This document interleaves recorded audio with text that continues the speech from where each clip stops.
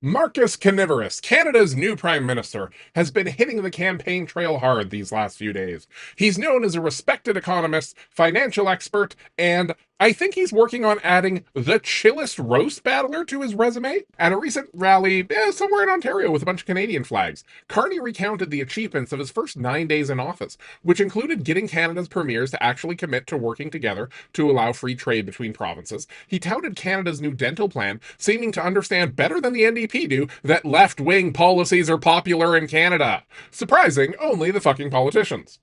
And while Carney may have done more for the Canadian people in 9 days than Pierre would do in a whole term, Carney still had time to, I assume, work with a speechwriter to come up with this zinger.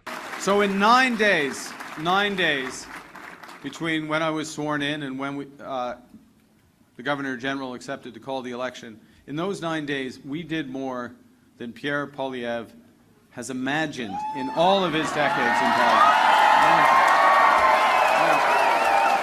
And that, in fairness, that's a low bar. Because it's not clear he has an imagination.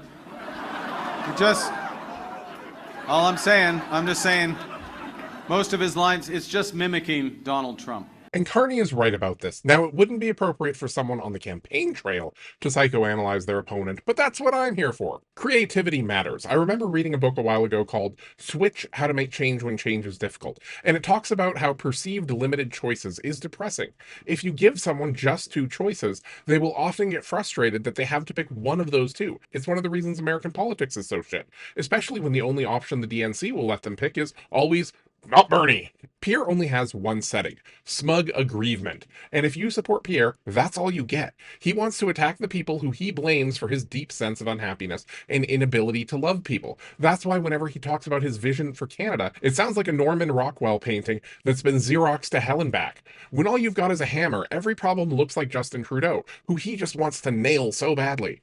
Carney, on the other hand, has connections that aren't all within the Republican Party, Russia, and India's spy apparatus. When presented with a problem, Carney is capable of stepping back, weighing the options, and making a decision. And if all of the options are bad, he can take another second and call up some of his many contacts and double check if there isn't a better option.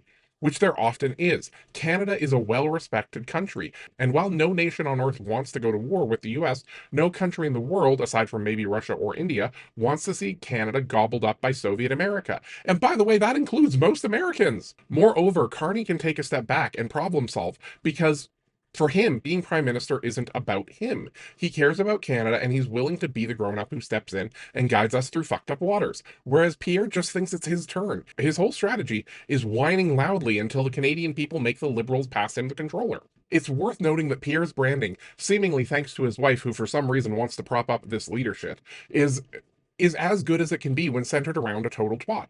Like, I'm not going to say I'd fuck Pierre for a lot of reasons, including not wanting to get soul herpes, but the woman behind the has done as good of a job as possible with Extreme Makeover Hitler Youth Edition. But Pierre, pending retirement, is the warehouse megachurch of politicians. He's as big as a tiny man can be. He's got lasers, smoke machines, and metrosexuals in tight pants, and closet cases with microphones. But at the end of the day, you've still got to crank that PA system like hell because the acoustics are shit. You're still in a renovated warehouse. And there will always be concerns about the guest speakers you're bringing in who, for some reason, keep wanting the kids to sit on their lap. Pierre's playbook with voters resonated earlier because he's really good at painting Justin Trudeau and the Liberal Party as some kind of all-powerful force that was capriciously making life harder for Canadians. And near as I can tell, Trudeau was just too tired to fight back properly. But the whole time, Pierre was blaming Trudeau for all the hardship that the rich fuckwits who want to put him in office were causing, like Galen Weston. But now that Canada has a clear enemy, even Canadians who were dumb enough to find Trump's bumbling hatred as charming before have woken up to the real danger they're facing. Because at the end of the day, only Danielle Sith and a small handful of obstructionists want to trade being the true North strong and free for status as plus-size Puerto Rico.